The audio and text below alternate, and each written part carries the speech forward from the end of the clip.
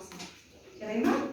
Бүгін бізде математика сабағы оң көлемдегі сандарды қолданып, есептеу құрастыруды және шешудің нәтижесін көрсетеміз. Сабағымыз КПСС картасы бойынша жүргізіледі. Күн сияқты барлығымыз шуақтымыз, иә? Түймеда отырған орнымыз біздің түймеда күніне ұқсайды, иә? Самал жел ұқсап ортамызда біздің жұмысымыз айналатын болады. Сендерге сәттілік тілеймін. Ортаға сыныптың көшбасшысын шақырдым. Біз мықтымыз ба? Иә! Біз күштіміз ба? Иә! Біз бақыттымыз ба? Иә! Онда Мен сендерге сенемін, балалар. Енді қазір топқа бөліну үшін біз әдеттегіше 3 деңгейде тапсырма орындаймыз. Төменгі, аралық және жоғарғы. Қазір мен тапсырма жазып жатқанда көшбасшылар тарауларына рұқсат тарата берген. Бірақ есепті жазбаймыз, балалар, иә?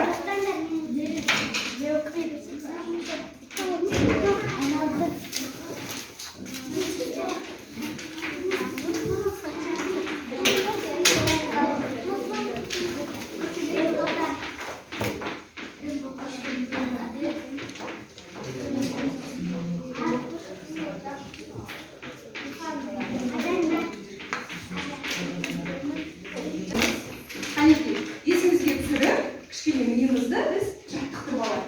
Мен бір сан айтамын, сендер бірге арттырасыңдар. Жарай ма? 5,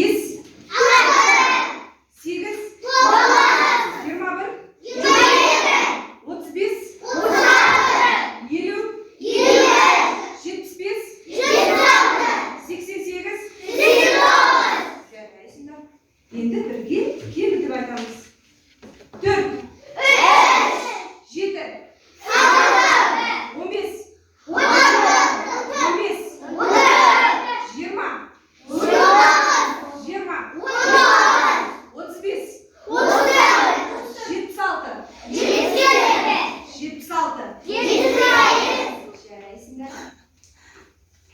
Төменгі деңгейде назар аударамыз. 2 амалмен шығарылатын, аралық деңгейде 3 амалмен шығарылатын, жоғарғы деңгейде 4 амалмен шығарылатын есептер беріледі. Қане бір шамалы.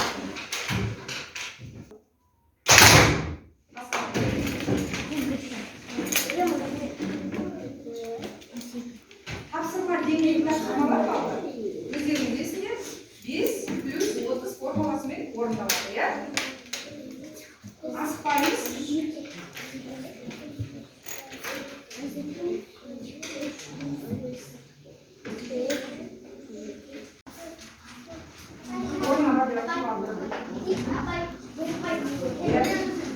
Қайсы кімде?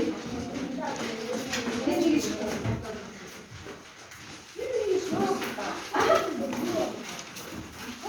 Енді балалар, біреуі дұрыс емес деп орнынан тұрамыз. Біреуі дұрыс болмаған, екеуі дұрыс болған. Екеуі дұрыс болған. Дұрыс. Сендер.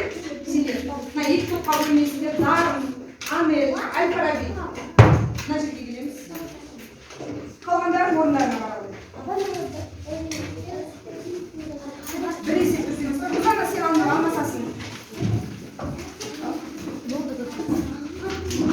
Біреуі дұрыс арасында. Бастамаймыз алсыратына.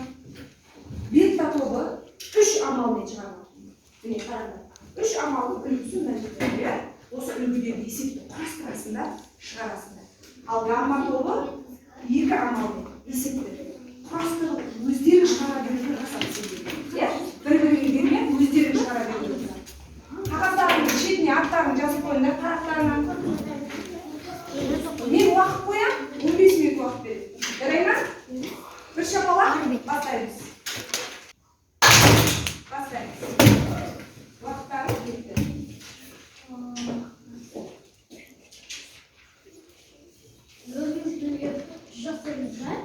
Екі амал не? Nasıl özü çıkarabilir?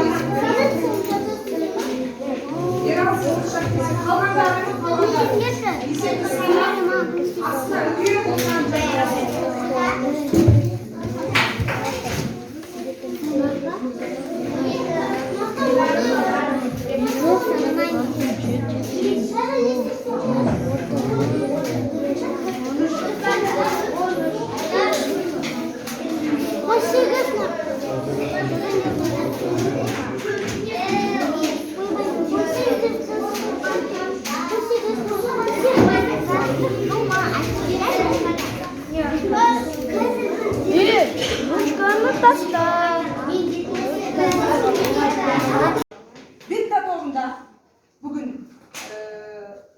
топ мүшелері көбейді.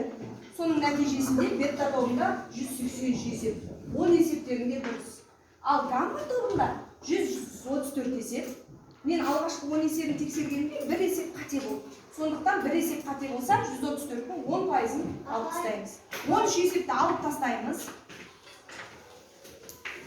Сонда гамма тобы 121 есеп есептеледі.